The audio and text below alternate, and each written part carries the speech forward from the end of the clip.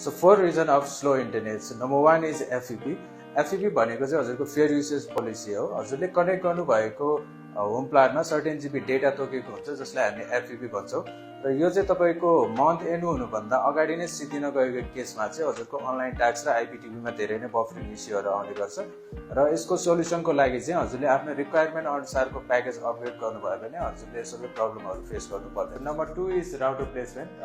Router placement चाहिँ हजुरको सही ठाउँमा भएन भने हजुरको इन्टरनेटमा धेरै नै इस्यु आउने गर्छ।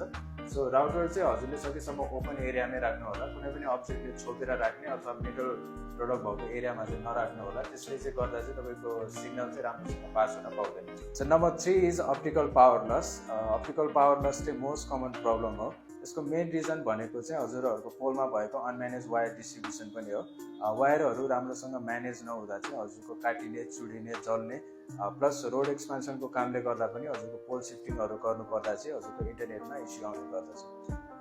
So number 4 is high traffic. High ट्राफिकको इस्यु चाहिँ हजुरहरूले multiple number of devices same टाइममा कनेक्ट गर्दाखेरि आउने गर्छ।